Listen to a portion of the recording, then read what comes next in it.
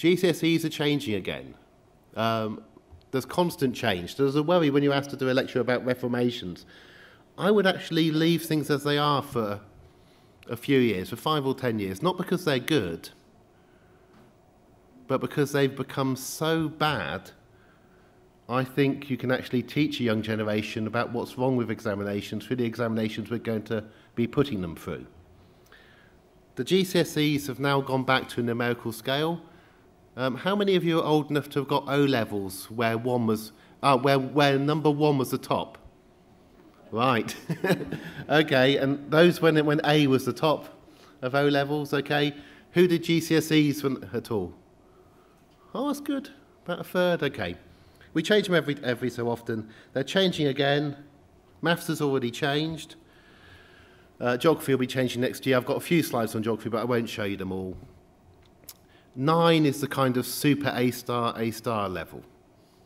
So what was the question that got you a 9 in the examination last week, the first time we had the public examinations? Was it some really interesting little bit of maths that, you know, if you were very imaginative, you could get it and you could be that top 1 or 2 children in the country? No, at least on the AQA maths paper last week, the final question on the paper, the predictable hard question, even the new examination is entirely predictable.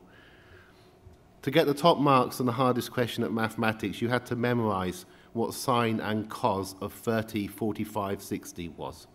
If you'd memorised those, and it's in the textbooks, you could have answered the hardest question on the maths GCSE paper.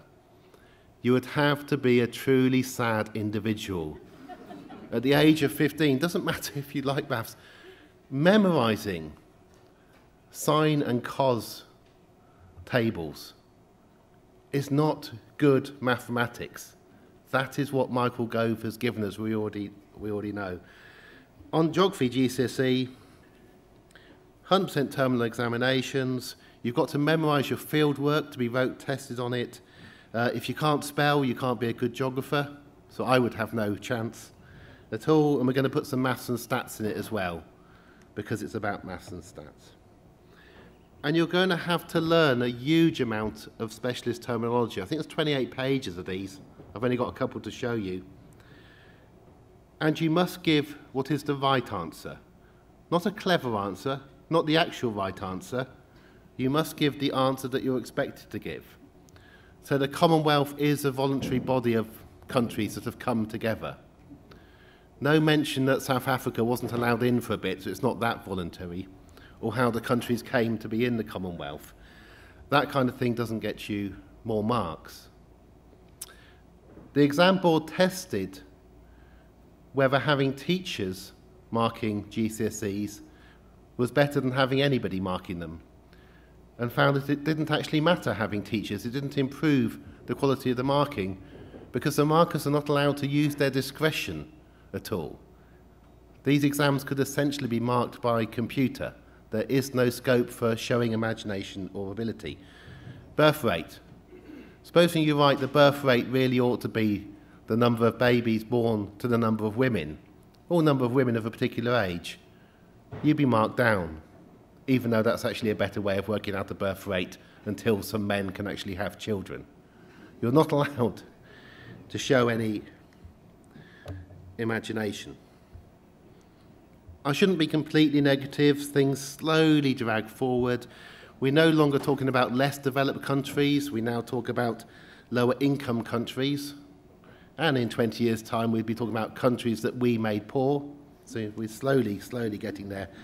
I'm going to quickly go through 3 examples from 3 textbooks of things students will have to say next year in the GCSE to get top marks in geography that are not true. So there's going to be a huge amount about Rio. Rio's a city in the most unequal country in the world, give or take South Africa. You've got to say what Rio's environmental challenges are and how they can be solved.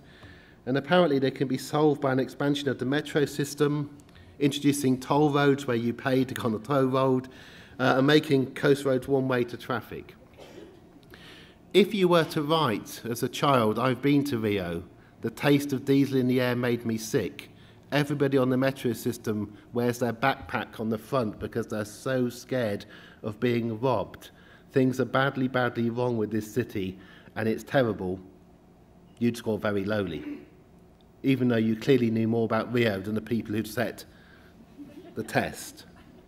And you wouldn't be allowed to say the fundamental problem with transport in Rio is the inequity in Brazil that means that people are too frightened to travel other than in their car with the doors locked. So much has been added.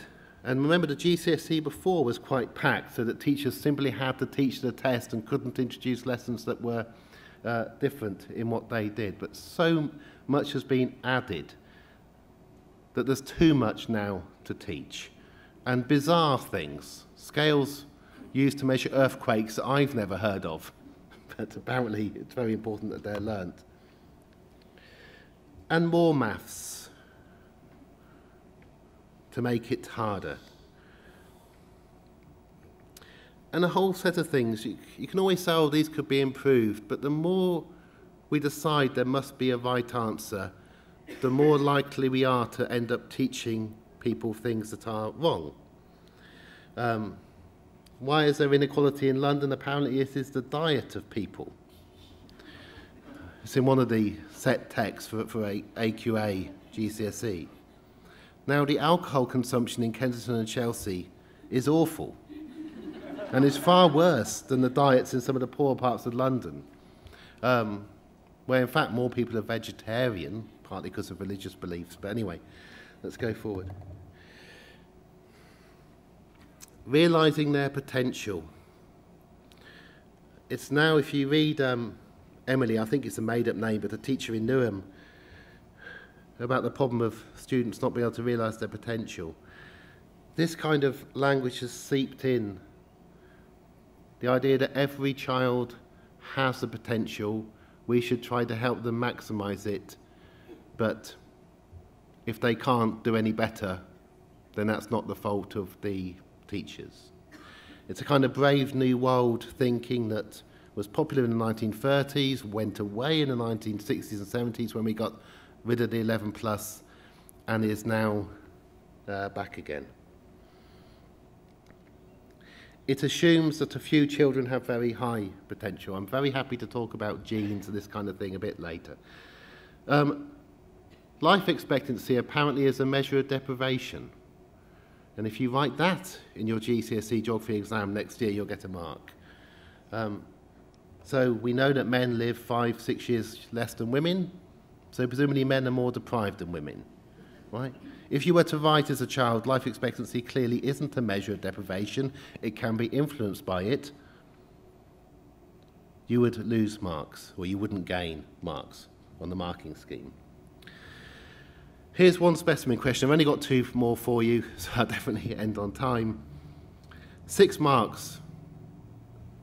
You're a teacher and you'll know this.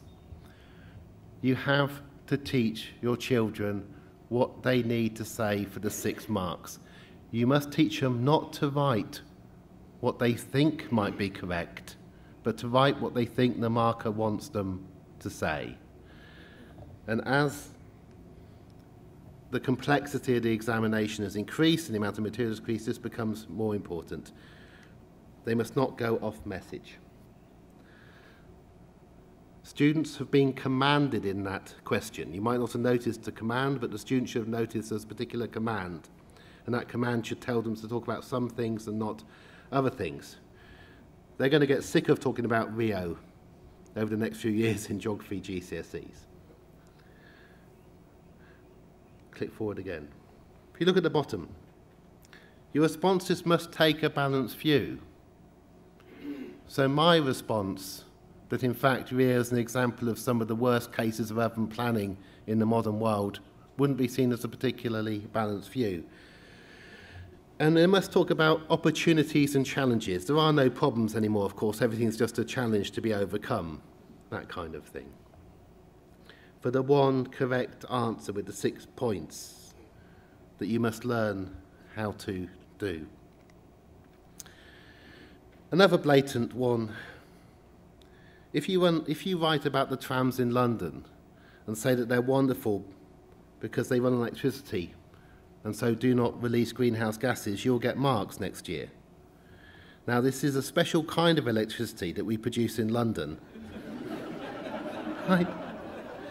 Now, one answer to this, I can go through. One answer to this is, oh yes, of course there's problems in the question paper. OCR had it over English last week. Thank God OCR had an error over Romeo and Juliet in the question.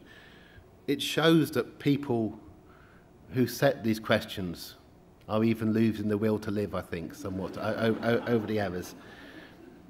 Exam boards phoned me up 2 or 3 times in the last week trying to get markers. They can't get people to mark GCSE exams. It's going to be interesting this year. But what matters is spelling, punctuation, not actually knowing something about greenhouse gases. We're lucky, actually, that greenhouse gases have managed to stay in geography. Gove wanted them out.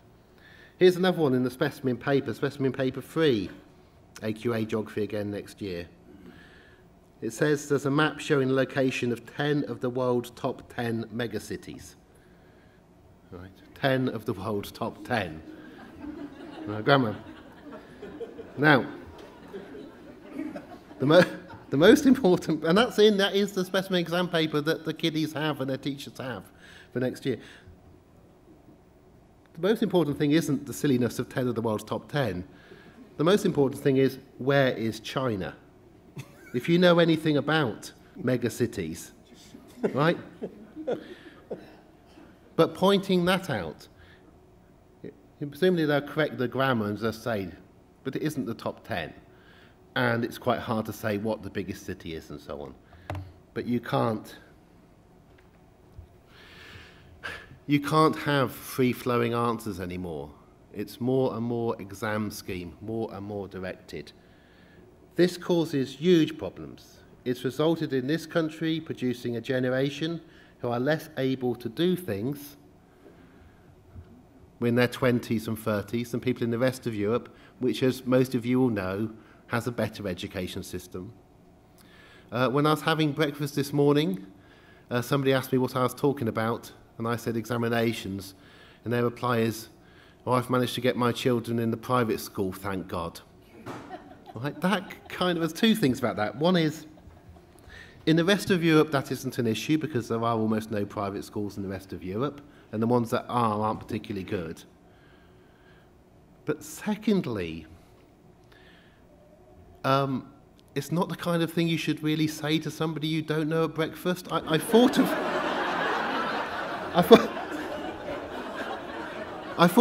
because I'm English and polite of not bringing it up, but this is my life. My life is people constantly saying, I'm managing to game the system in one way or another for my kids, and all you're getting is you'll get your kids coached to get a few grades higher so they can go up to the next hurdle and the next hurdle.